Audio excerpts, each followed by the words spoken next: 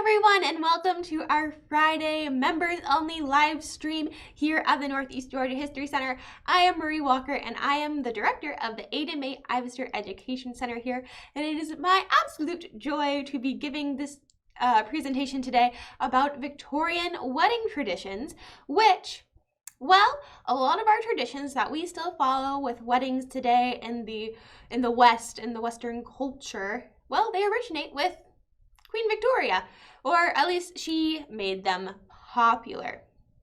So at first, we're going to just talk about the wedding of Queen Victoria, since that is one of the biggest, most popular weddings of all time, because Queen Victoria, she's the monarch who lends her name to an age and established traditions that, well, we still follow to this day in lots of aspects of our life, including weddings. So she was married on February 10th, 1840, so this month, a couple hundred years ago, to Prince Albert of Saxon-Coburg-Gotha. And just like, well, her and other aspects of her life, her wedding was trend-setting, and it really, truly created the modern idea that we have of weddings today. So we're going to look at Queen Victoria's wedding as a whole, and then I'm going to break it down piece by piece for a closer look. So Queen Victoria wore a white dress of heavy silk satin trimmed with Haunton lace. She had a white lace veil and wore a diamond necklace and earrings, as well as a sapphire brooch, which was given to her by Prince Albert, and she carried a wreath of orange blossoms, a symbol of fertility. She wanted to include a lot of lace in her gown to boost the British lace industry. She chose a wedding gown design that incorporated it heavily. And this is also the reason why she chose to wear white, as it was thought to represent or present the lace best. The silk for her gown was spun at Spitalfields in London, and of course I said she chose the Haunton lace from Devon. Her gown was designed by William Dyce, head of the Government School of Design, which is now the Royal College of Art, and the dress itself was made by a woman called Mary Benton's, along with, well, over 100 lace makers. And they worked on this exquisite design for over 6 months. It seemed that Victoria ordered the destruction of the pattern for the dress very soon after its completion, so that no one else could copy it. In her diary, Victoria wrote, "I wore a white satin dress with a deep flounce of lace and imitation of an old design." The white dress features a full skirt taken in at the waist with a number of pleats. There was also a large band of lace cut into the front, the short sleeves gathered into double puffs and sat on the shoulder with plenty of lace detailing. Meanwhile, the bodice has a low neckline, which is shown off her sapphire brooch, which was a wedding gift from Albert. The young queen decreed that no one else should wear white to her wedding, which, well, kind of established another tradition, and the veil, which matched the ruffles on her dress, was 4 yards long and nearly a yard wide. This veil was so special that she actually wore it subsequently following her wedding, and only allowed one of her 5 daughters to wear it to their wedding. She carried a small bouquet of snowdrops and orange blossoms, snowdrops because they were Prince Albert's favorite flower. On her feet, she wore slippers which matched the white color of her dress. Victoria wanted to be seen as a doting bride before a queen. As such, she refused to wear anything that was explicitly royal on her wedding day. She forewent a crown or a tiara and chose to wear a wreath of orange blossoms instead, which is something that perhaps a country bride would wear and really also endeared her to her subjects. Nowadays, we associate the color white, or the white color of wedding dresses, with purity. However, white was actually a color which reflected wealth. Before Queen Victoria, white wedding dresses were reserved solely for the very wealthy, because white was a very difficult color to keep clean. and thus the gown would not be worn a lot after the big day. Queen Victoria was not the first bride to wear white, but she is the one who made the white dress popular, and a tradition that brides follow to this day. Now, what did Albert wear? Well, he was in the British Field Marshal's uniform and was escorted by a squadron of lifeguards. He entered the chapel to the strains of Handel's See the Conquering Hero Comes, followed by Victoria, who was given away by her uncle, the Duke of Sussex, which her father, since her father had died when she was very young. Queen Victoria had 12 young bridesmaids who carried her train that was 18 feet long and was embellished with orange blossoms. Long trains were a symbol of wealth and power for the simple fact that fabric was very expensive. Victoria's train bearers or bridesmaids wore white dresses that she had designed and turquoise brooches in the shape of an eagle. The brooches were a gift from the Queen to each lady for the special day. Their wedding cake weighed 300 pounds and was 3 yards or 9 feet wide in circumference. And, well, it was designed by the confectioner Mr. Mondwit, and the cake was decorated with the figures of Queen Victoria and Prince Albert, but they were dressed in ancient Greek costume. Orange blossom again, and sprigs of myrtle entwined together covered many of the layers, and multiple cakes were baked so that all the guests could enjoy a piece. So white wedding dresses have become a tradition in Western culture, and a wedding dress for the first marriage in Europe and European-dominated countries is now usually white.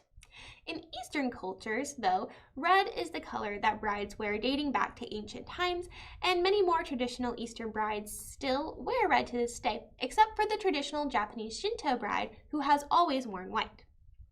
It is also only in recent history that white has become the default color for Western brides.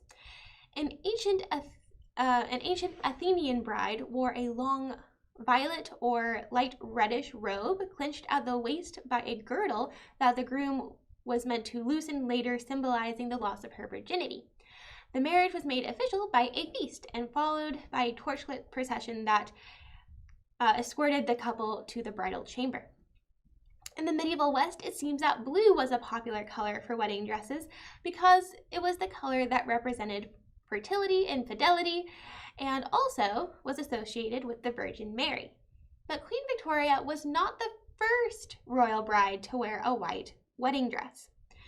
The earliest recorded instance of a white wedding dress in Western culture is that of the English Princess Philippa on her wedding day to the Scandinavian King Eric in 1406.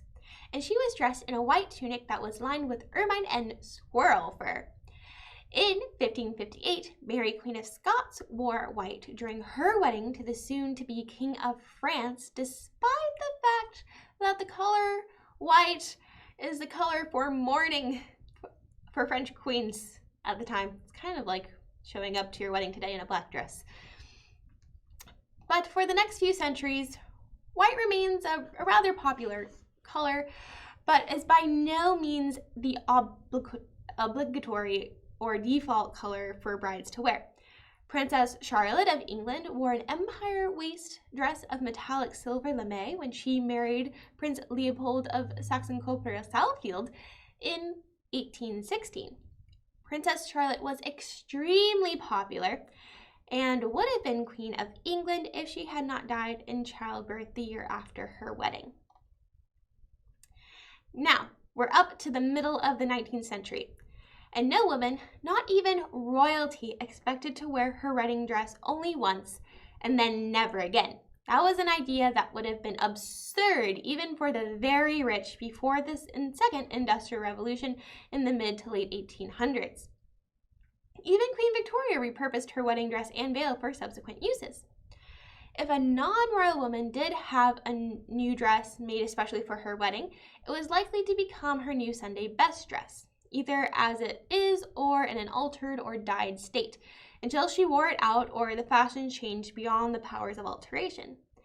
More often than not, a woman got married in her best dress that she already owned and did not have a new dress made specifically for her wedding. But with the rise of photography and the wedding portrait in particular, well, that also went a very long way in popularizing the white wedding dress trend of Queen Victoria. So more than simply being a choice or popular, being the choice of the very popular Queen Victoria, white dresses looked really good and stood out in this new black and white or sepia-toned photography. They looked very distinct and provided a good background against which to showcase the beauty of the bride. In 1849, the women's magazines were already proclaiming that not only was white the best color for a wedding dress, but that it had in fact always been the best and most appropriate choice. It's a little bit of revisionist history. Cody's Lady Books announced that the custom has decided from the earliest ages that white is the most befitting hue for brides, whatever may be the material. It is an emblem of purity, of innocence of girlhood, and the unsullied heart she now yields to the chosen one. Well, Victorian ideas and these ideals of weddings, romantic love, and purity were kind of projected backwards to rewrite the dress as a symbol of innocence and virginity rather than, well, what it actually was, which is wealth and showing off British industry. Now, the tradition of wearing a wedding veil also dates back to ancient Rome, where a bride would wear a veil over her face to disguise herself from any evil spirits looking to ruin her wedding day. In ancient Rome, where marriages were celebrated with parties and banquets, it was a very important social event, if not a sacrament, and brides would wear long veils of a deep yellow color over a very complicated 6-part braided hairstyle. The yellow veil was described as being the color of flame, and thus the bride themselves were like torches, bringing light and warmth into their new husband's home. But this tradition had gone out of favor in the post-medieval world, and it had not gained in popularity again until Queen Victoria wore that lace veil on her wedding day. So we really have Queen Victoria again to thank for being the role model for modern bridal fashion, as bridal veils became incredibly popular after she was photographed in one. So here comes the bride. More wedding traditions were to come in 1858 when Queen Victoria's oldest daughter, Princess Victoria, named after her mother of course, married the Crown Prince Friedrich Wilhelm of Prussia, and their family called them Vicky and Fitz. Now, Princess Victoria established the tradition of playing Wagner's bridal chorus during her wedding processional in 1858. Today, it is known as Here Comes the Bride, but its official name is Bridal Chorus. And it is part of an 1850 opera called Lohengrin, written by, well, Richard Wagner. The other famous wedding song used for the recessional, the Wedding March, was composed by Felix Mendelssohn in 1842 to accompany Shakespeare's famous A Midsummer's Night Dream theatrical production. Now, Mendelssohn's Wedding March was first played in a wedding in 1847, but it was again Princess Victoria who made the song a wedding trend and then a tradition when she used it at her wedding. Princess Victoria also wore a white wedding dress and veil like her mother had done, which further established this tradition as, of course, just like their mother, they were also incredibly popular and seen as these icons of fashion and tradition. So the bridal bouquet. Back in ancient Greece and Rome, it was all about herbs. There would be bouquets of herbs such as garlic, dill, and then just other herbs and spices that were thought to ward off evil spirits. So carrying a favorite flower variety is really a tradition that became popular in the 1840s when Queen Victoria married Prince Albert and carried a bouquet of snowdrops, which were his favorite flower. Queen Victoria also started the tradition of carrying myrtle in the royal bride's bouquet at her wedding. Using a cutting from her own bouquet, she planted a garden of myrtle bushes on the east facade of Fulham Palace. So, bridesmaids. Back in Roman times, matching outfits meant good luck and were a common wedding tradition. Back then, people believed that evil spirits would attend the wedding and attempt to curse the bride and groom. To confuse the spirits, though, there were bridesmaids who acted as decoys and dressed identically to the bride. The idea was that the spirits would be unsure which one was really the bride, and then they would leave, the happy couple alone to get married in peace. Now, this meant that bridesmaids would wear white. So just like Queen Victoria's bridesmaids, whatever color the bride was wearing, the bridesmaids were also expected to wear. So bridesmaids would wear white, just like Queen Victoria's bridesmaids. Some still do to this day. Do you remember Pippa Middleton, Kate Middleton's sister? Well, she wore white to her sister's wedding as the maid of honor. So this tradition seems to have gotten lost across the Atlantic, though, as it is very not common in America today. The bridesmaids all dress identically in the same color, or perhaps the same color scheme. That's becoming more trendy, but you don't normally see bridesmaids all wearing white.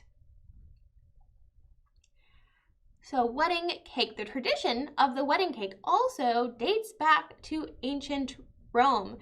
And that would be where guests broke a loaf of bread over the bride's head to symbolize fertility. The newlyweds would then share a few bites, while the guests would scoop up the leftover crumbs because those were considered good luck. In medieval England, the bride and groom had to try to kiss over a pile of stacked spice buns, scones, and cookies, a precursor to the tiered wedding cakes of today, and supposedly ensuring a prosperous future if they were able to successfully smooch without toppling, this giant pile of baked goods over. Now, over time, it developed into the kind of cakes that we know today. Like Queen Victoria had a wedding cake that weighed 300 pounds and was 3 tiers tall. So, of course, that translates very much into the kind of cakes and the shape of cakes that we have today. Now, this is not something that Victoria herself did that we can see, but this is another thing that became very popular in the Victorian era. And that is something old, something new, something borrowed, something blue, and a sixpence in her shoe. The saying, it seems to have gained popularity in the late Victorian era. The rhyme itself could be much older, though. It seems that it was first published in the late 1800s, but it could have been written. Some people, it seems fuzzy, as with a lot of old things tend to be, that it could have first been written in Old English in 1100, but that seems to still be debatable. What is not debatable is that most of the ingredients in this rhyme are meant to ward off the evil eye, which is a curse passed through a malicious glare that could make the bride infertile. The earliest recorded version of the first 2 lines that we have today started out in 1871, and it was in the short story Marriage Superstitions and the Miseries of a Bride-elect in St. James Magazine, when a female narrator states, "On the wedding day, I must wear something new, something borrowed, something blue."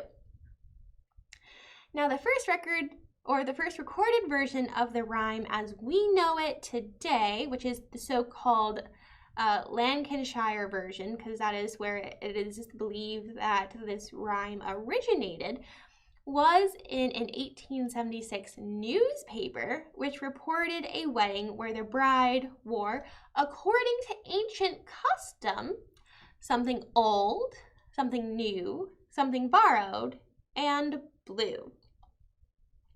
Now, in 1898, there was a compilation of English folklore which recounted that in this country, Lancashire, An old couplet dictates what the bride shall wear.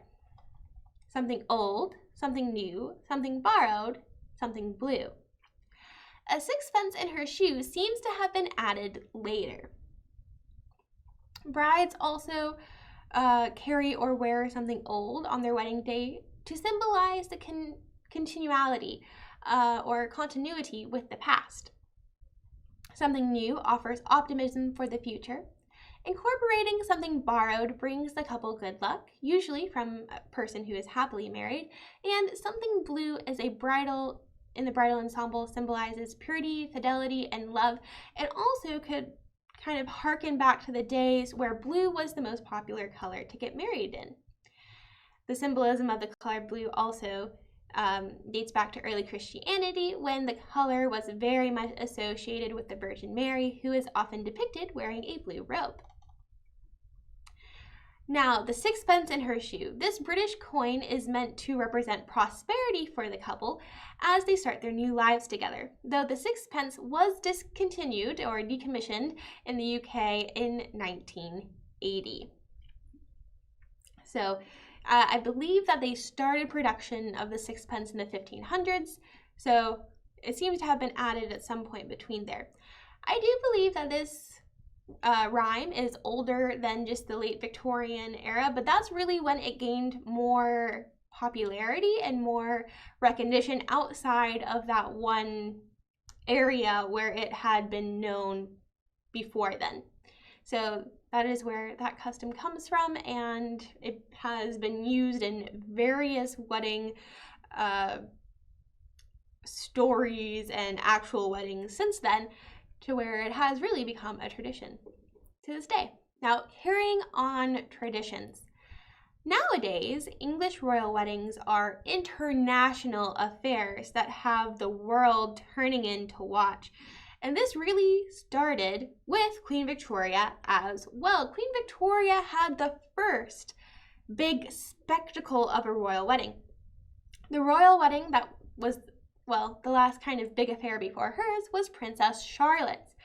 But Princess Charlotte did not ride through the streets in a chariot, waving to the people. It was a very small family affair. Weddings were thought to be very private events that were pretty much only attended by extremely close friends and family.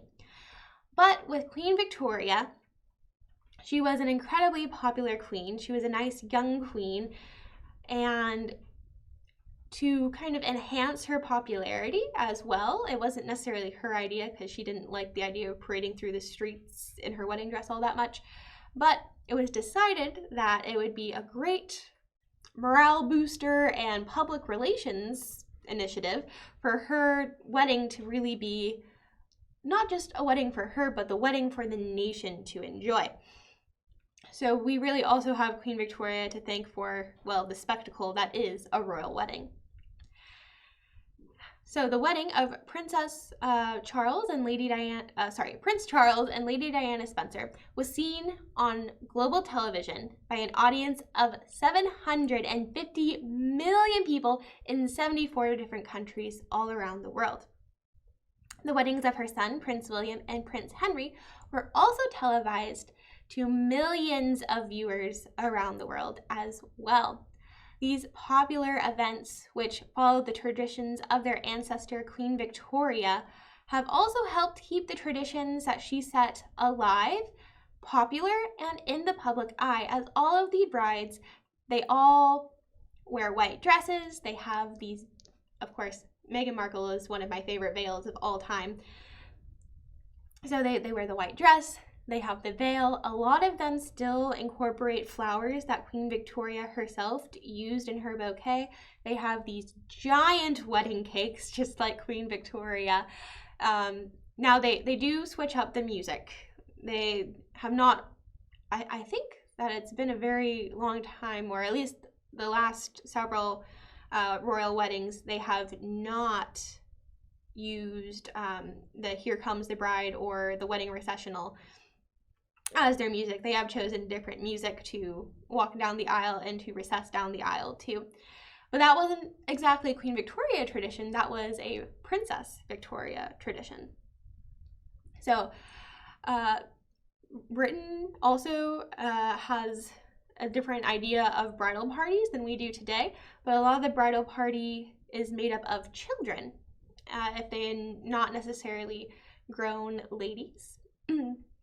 But Queen Victoria, of course, did have basically her bridesmaids were her ladies in waiting, the ladies of the court that she had chosen for various relationship, that personal relationship and also political reasons. So that's kind of the idea that we have in America of bridesmaids, is your friends that you have chosen for various reasons that you would like to stay up there and support you in your wedding day.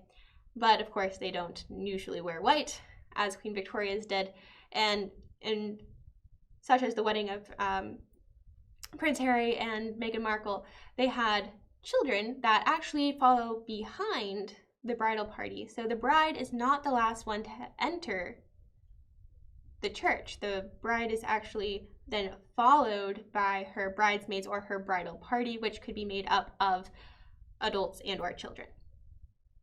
All right, do we have any questions?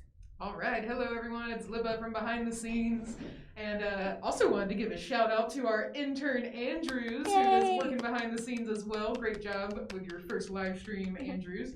So do get your questions in the chat if you have any for Marie. That was fascinating though, I must say.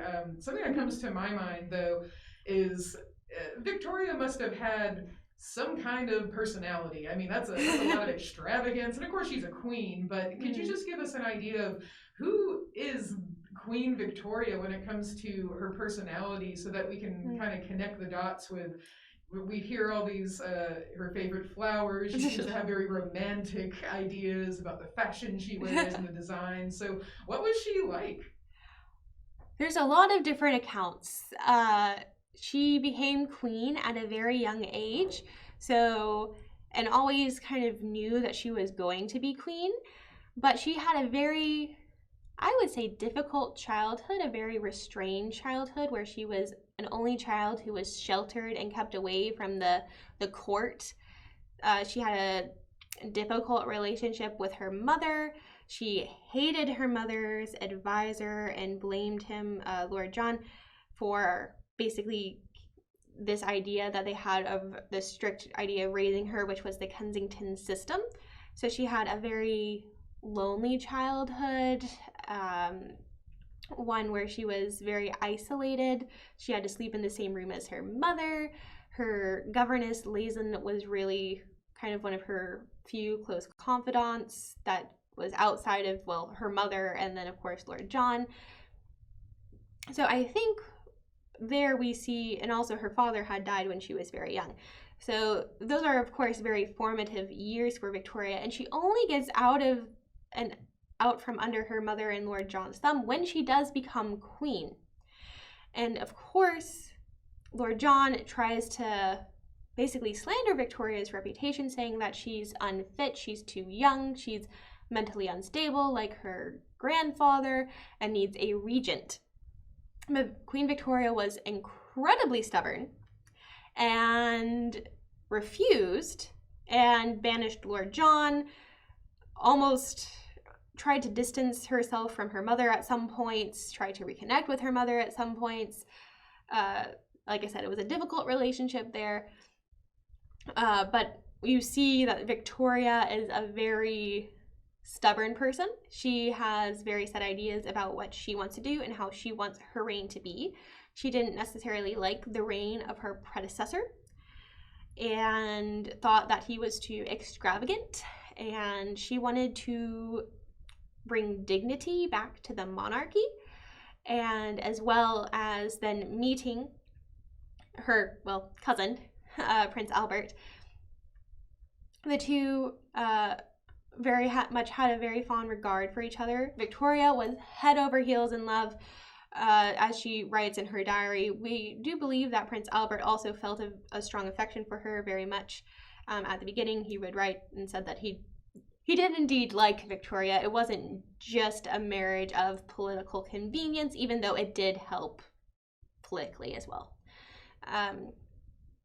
But Victoria was head over heels in love with Prince Albert, and she also had a very strong relationship with her first prime minister, Lord Melbourne, and that really became almost like a father figure to her because she's very young. She still wants guidance, but she doesn't want it from her mother or Lord John. She wants someone that she feels like she can have more trust and confidence in.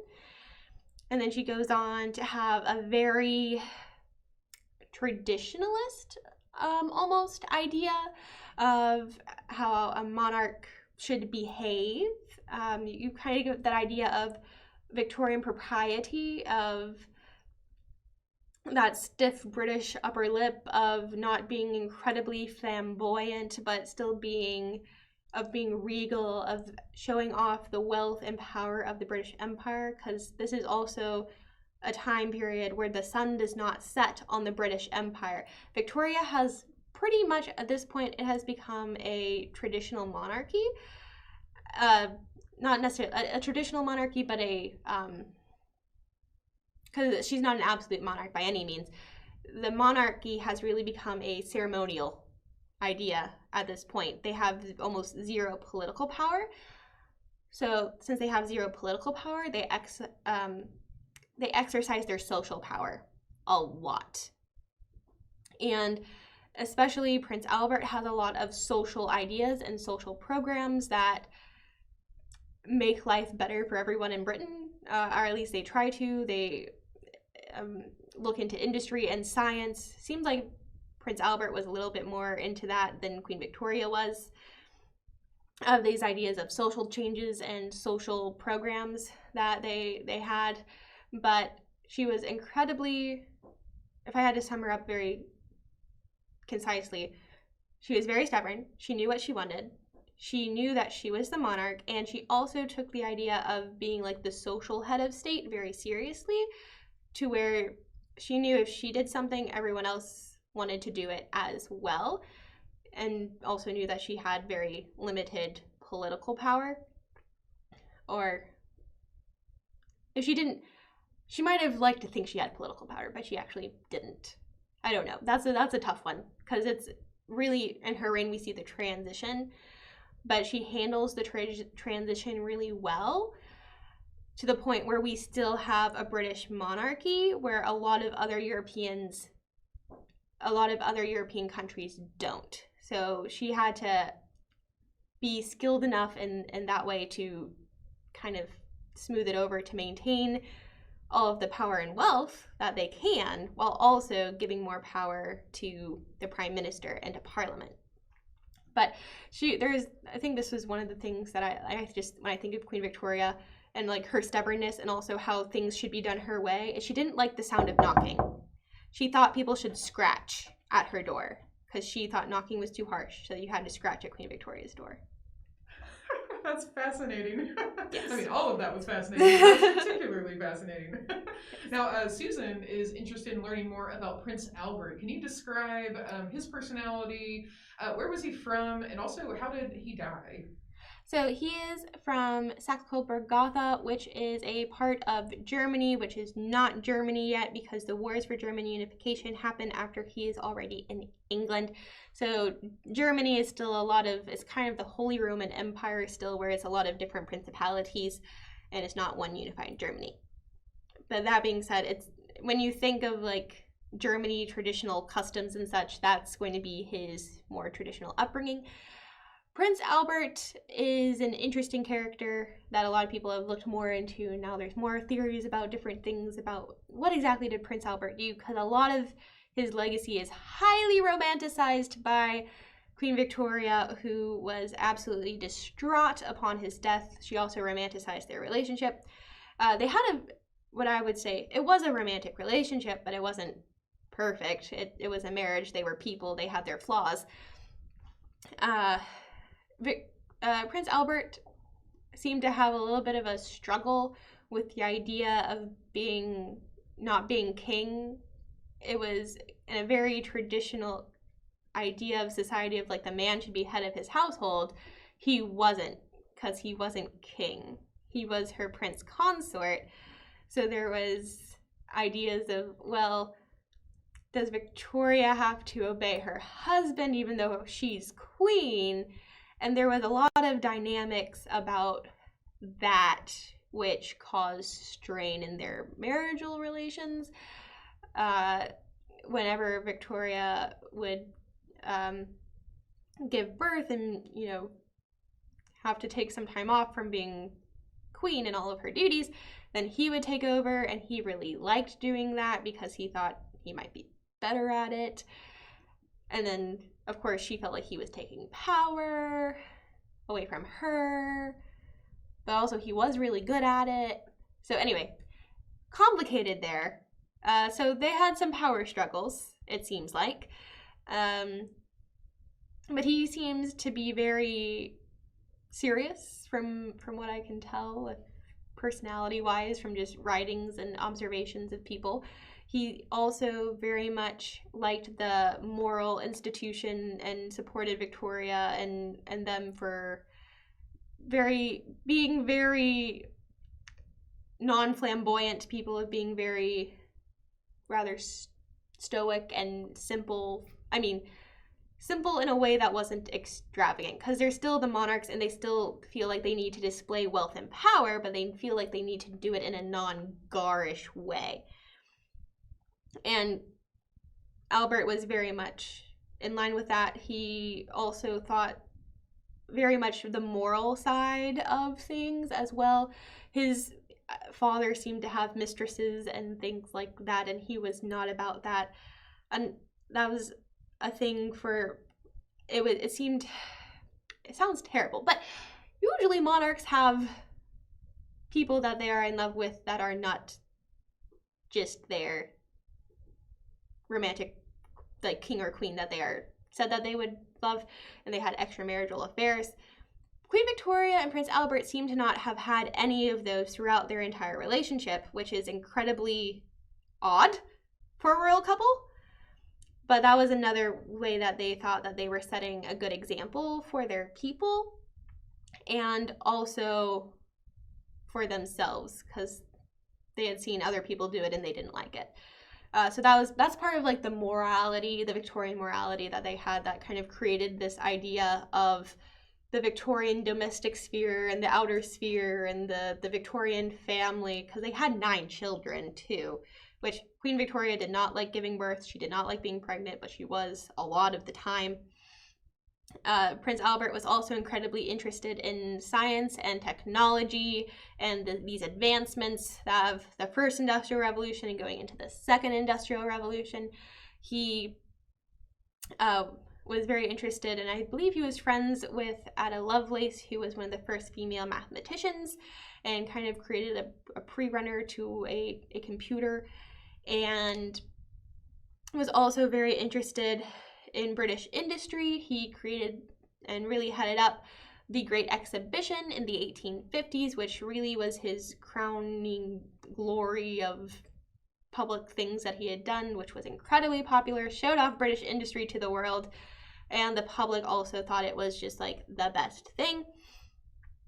So that was a lot of what he did. The Victorian Albert, they also they didn't necessarily start, but lent their name to / started the Victorian Albert Museum.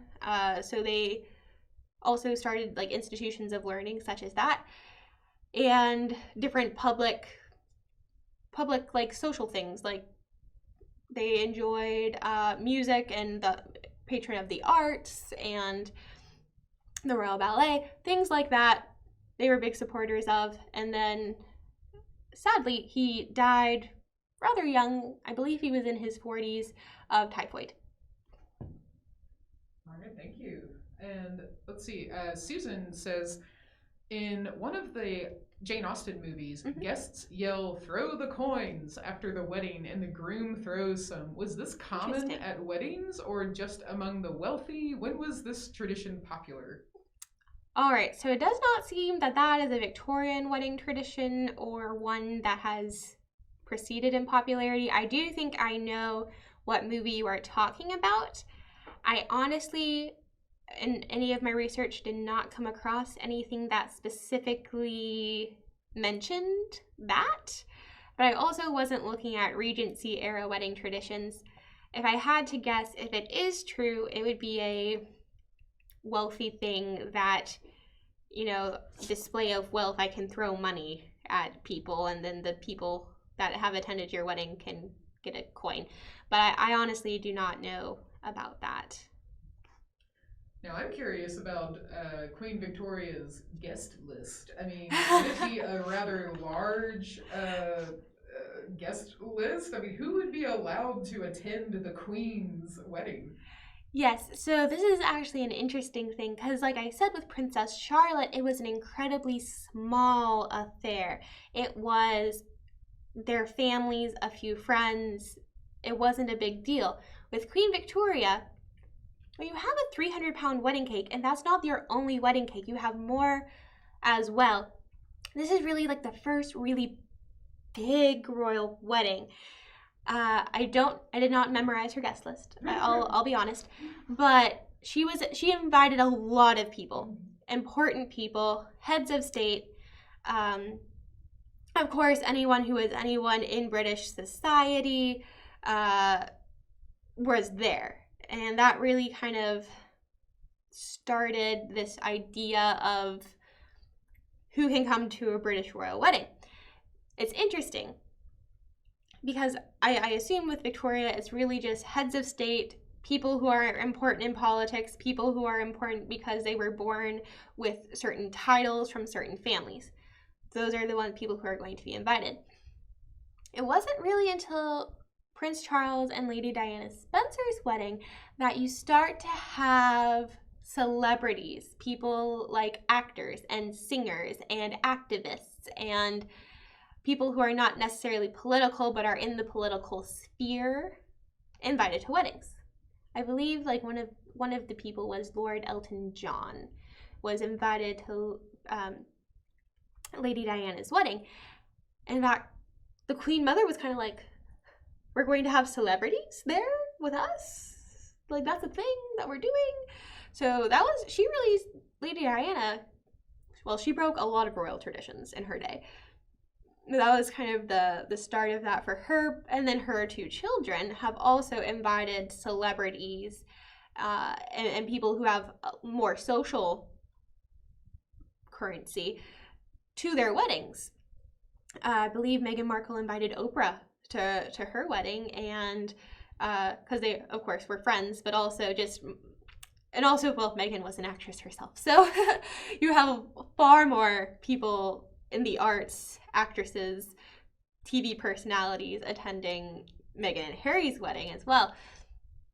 So it's interesting to see how the definition of who's invited to a royal wedding is very much an evolving thing.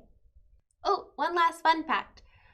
Queen Victoria's wedding dress is on display, but the lace part of it has been removed, and her veil is also not on display because she was actually buried in it. And we'll end with that. Thanks, Marie, and thanks, everyone. We'll see you next time.